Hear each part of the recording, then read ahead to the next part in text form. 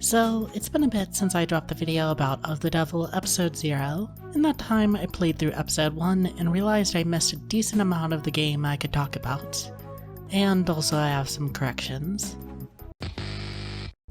The first thing I missed talking about is the game's music. I can't personally describe it much better than it's good and it really fits the tone and vibes, due to me not having that much knowledge on music composition, but fitting the tone and vibes is actually pretty interesting. End the Circle has said the game's OST isn't entirely original. The tracks the game uses for this episode are from the Unity Asset Store, particularly from Brooklyn Game Audio's futuristic techno and trance, and lo-fi and trap bundles, which isn't by any means bad. It's just surprising since I would have never guessed that would be the case considering how well these songs are used. Either way, it's pretty common for visual novels to use stock assets like backgrounds and sound effects. The next thing I missed was a snippet at the end that leads into episode 1. There isn't too much going on, just somebody telling their android that they'll be set off to live with somebody for a while. That person being the wonderful, trustworthy Evangeline Morgan. We're also given a montage of different bits of dialogue, characters, and locations that'll be featured in the next episode. The next thing is something actually pretty big that I somehow just forgot to even look at until after I played through all of episode 1 and remembered, oh yeah, these are here. That being the bonus scenarios you'll gain access to if you have a high enough credit score by the end of the episode. For now, it's just interviews with London, Reyes, Flat, and Morgan, all taken by the android from the teaser. Each of these interviews give a snapshot into different sections of the character and the setting, but also go into some specific character details I found. London's interview gives a wider insight into the grounded feel of ODD's world, with him detailing the generation he came from and how his perspective was formed as a result. That generation being Generation Zen, one that had fully accepted the bleak reality of their future of neither being able to own a home or retire.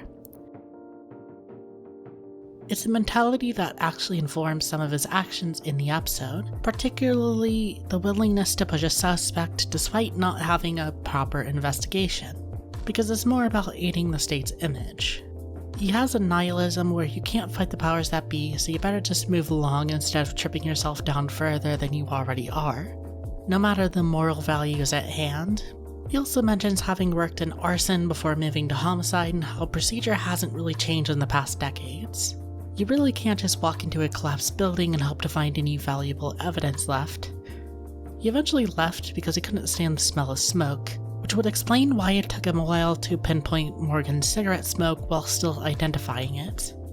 Moving on to breaking down his name, Qassam means oath in Urdu. London actually has a lot of possible meanings with all kinds of possible origins like old city, marsh, river, or ship fortress. London is also the setting of some of the oldest mystery novels of Sherlock Holmes. This gives a vibe of London being this straight and narrow classical investigator, which is of course ironic considering his aforementioned lack of moral backbone. The android also ends up asking for his 3 measurements: bust, waist, and hips for some reason.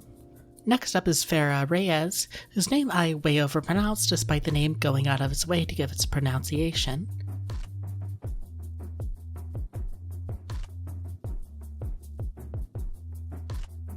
When she's asked how she takes her coffee, she first assumes that Morgan is making this android get her coffee and thinks up what psychotic drink she might fancy. Which is an interesting thing to do, bringing up someone you hate out of nowhere basically. She then lists her dislikes featuring small plates, lawyers, and cheap people. When asked about her likes, she goes off about automotive history to the point that the video segment was cut down for time within this android's video file. Like, when asked a question about her desires to own a car, she pivots focus without losing any momentum, which is another interesting display of her character that I'd say is built on in episode 1. When asked about her 3 measurements, she gets offended at the question, but says she'll share them if she gets anyone to answer before her. Breaking down, Farah means joy and happiness, while also phonetically sounding like fair, all, again, ironic sentiments considering her personality and actions. Reyes means kings or royalty, which could relate to the gambling theme with king, queen, and jack cards, but I'd imagine it might mean something more in the future episodes. Next up is Flat, who says he's back at the police station at this point in time due to him working on facing his fears and trying to fill out a form to get his confiscated evidence back. Not exactly because he needs it for work or anything. He'd be better off upgrading his mod arm anyway rather than using the one he had, which leads into a discussion of modding culture. Now, a lot of people didn't give their pound of flesh willingly. They had to because it was for a job.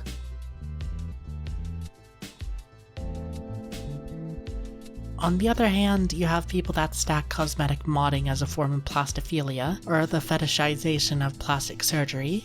Looking at it, this acts as a really good example of breaking from the norms of cyberpunk, in that not all cybernetic enhancements are hidden rocket launchers or time manipulation. It's more or less a tool the same way computers or construction equipment are tools. They'll have larger effects, but for most people it's just something you need for work like certain certifications. He also mentions Diane being tight with money, except when she saw fidget tubbies due to them being ugly cute, with Carlos sliding in to say she's cute. It goes to show how this couple really was sweet and nice despite their shortcomings. Or that was until Morgan gunned one of them down. A real knife twist on just how undeserving and selfish this whole thing was. Flat has a lot of meanings behind it. Flat, with one T, could obviously mean level ground, tying him to the archetype of the everyman. Flat spelled with two T's is a sort of landform with shallow water. It also has a relation to flat as in an apartment, the scene of the murder, and flat as slang for broke.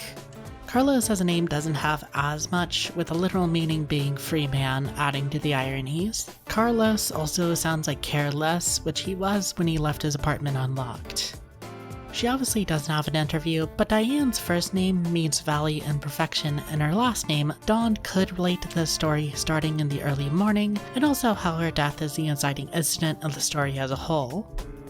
Finally, we have Morgan's interview. She's actually very private about a lot of information she gets asked about, citing that privacy is a privilege, which is fair.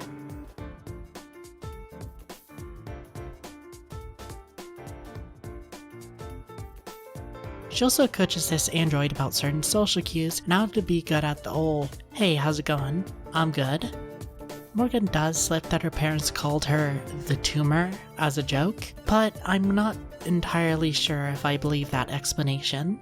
She also mentions how she donates to an endangered wildlife fund as a result of leaving it on auto-renewal. This is telling as it means that she did it at least once, and while she might act like she doesn't care, it's hard to think of her being such a detail-oriented person living in this kind of economic nightmare and just forgetting to turn off this subscription. In line with how private she is, her name doesn't seem to have that much going on. Evangeline means gospel or bearer of good news, which is technically correct given she's a defense lawyer. Obviously, there's also the religious contrast of her being of the devil and having such a name. A Morgan is a sort of sea circle, but shortening her name to Morgue obviously sounds like morgue, a place for holding dead bodies. Like I said, not that much to go off here. The last cast member to look at would be Emma Rockford. Emma itself means whole, relating to how Morgan describes her as keeping cases spinning in her mind, likely till she sees the whole picture. It's a little bit of a reach, but Emma could also be a shortening of emancipation, the act of freeing someone of legal, social, or political restrictions. Following the previous ironies, I think it fits. Rockford is straightforward, meaning a rocky ford, a ford being a shallow river or of strong rock, which would tie into her constitution as a district attorney, I would wager. Now, if you look at a lot of these names, you'll notice a pattern of them originating from water-based landforms in geography. Water has way too many points of symbolism to point out a specific one, especially when this is only the first snippet of a much larger story. The theme I can come to for now goes well with the previous ideas of crushing cyberpunk dystopia, twisting these trusted archetypes. That theme is the idea of these natural landforms being largely incompatible with the concrete jungle of the cyberpunk city, and as a result, you'll either struggle to exist or need to adapt to fit the new environment. While it has been mentioned that the city is one on the coast, I highly doubt we'll be getting a beach episode. One last thing to mention about these landforms is that a Morgan isn't directly connected to the land. It's something that forms under the ocean, showing Morgan's disconnect from the people around her. So, I'm writing this as I'm editing, but I had this thought and wanted to make sure I brought it up. As I said in the previous section, Reyes means kings or royalty, and as I was thinking about it and some of the other things shown in her interview, I had the idea that she might have come from a high-class upbringing. This is mostly speculation, but I think there's a lot just in this episode that can point to that. Probably one of the clearest indicators is her dislikes. Her small plates line is followed up with dinner by 1,000 cuts, possibly inferring that she's talking about high-class dining where you'll have a ton of small courses over a meal. Her dislike of cheap people could just be her being an asshole, but also given the state of the world, I don't think a lot of people have the choice to be cheap or not. So if you had money and deliberately chose to cheap out in specific places to, let's say, increase your bottom line at other people's expense, you would be cheap. Similarly, if you came from a high-class background where everything you say and do is being run through and massaged by PR and legal teams, you would grow distasteful of these kinds of people. Though, to be fair, her distaste of lawyers does seem pointed to Morgan rather than being more generalized. Again, mostly speculation at this point, not much in episode 1 follows up on this in particular, but I have no idea when I'll actually get around to covering that. And since episode 2 is supposed to release sometime this year, I want to make my point before her background is possibly properly detailed. So, in the actual video, I did make 2 mistakes that I'd wish to correct. In the small text conversation Morgan has with the character she just has labeled as Brat, no pronouns are used at all for this character, so I made an incorrect assumption of their pronouns by using her. This character is properly introduced in the next episode and their pronouns are they/them. The next one I feel really stupid for saying, but is a correction on how I describe the character art. While I did say I loved it, it definitely didn't sit right with me that I said it was crude. Specific art movement of cubism is mentioned in the next episode, and looking into it, I felt really dumb as there seems to be a massive influence on the game's art style. For a rundown, cubism is recognized with the works of Pablo Picasso and focuses on abstracting objects by breaking them into different parts and reassembling them while also presenting said objects from multiple perspectives within the same piece. And that describes a lot of the details I mentioned in the original video, but with an actual understanding behind it. Also, the whole idea of having to see multiple perspectives of the same characters is even seen in the writing considering all that I previously mentioned. With that, I would like to apologize for not doing the research and not choosing my words carefully. To not end on a downer note and cover the last thing I could think to talk about, let me rank the Yuri of this episode. Starting off, we have Morgan x Rockford. To be honest, despite the obvious cat and mouse, murderer and detective dynamic, I don't really see much in it as of right now. They obviously have some history to a degree and tension, but going off one scene, there isn't much there. Morgan x Reyes, on the other hand? Sir, yes sir, It starts off with little jabs and snaps back between the two, like obviously the latter is going to be taking this situation very seriously.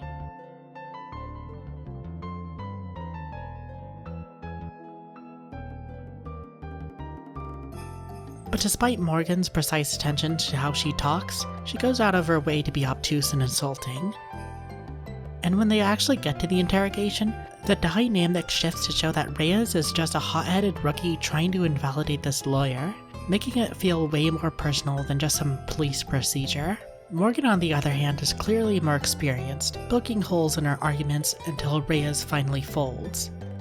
Even when time has clearly passed, Morgan is still living rent-free in her head when she brings her up out of nowhere and shit-talks lawyers to this android like she's trying to insult her through another person. That's the kind of passion for someone you just don't hold on a day-to-day basis. We don't see much more of Morgan's end of this relationship for now, but it can be assumed that why she did this was to agitate the police so they get tilted and slip up on their end. But at the same time, with how she mentions how much hubris was in getting involved with defending Flat, she felt it was fine to take shots at the cops who are investigating her murders in the process.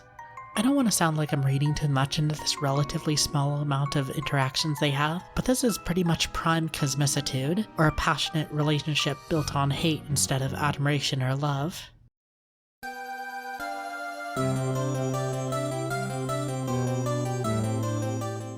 There are some parts of the bonuses that I decided to gloss over, like London's sympathy towards ads or Rhea's pain from getting her eye, but I feel like they dovetail into topics in episode 1, so I'm just going to wait to talk about those when I cover it. want to thank the staff of the Devil Wiki for compiling all the game's sprites, by the way. It helps a lot with these videos presentations if I don't have to cut them out myself or not use them at all. Also thank you to Nth Circle for both making of the Devil and supporting the video I did for episode 0. And, well, actually, there is one big misread about the Heartbreak killings I would need to correct, but I think, again, it'll wait until I cover the next episode.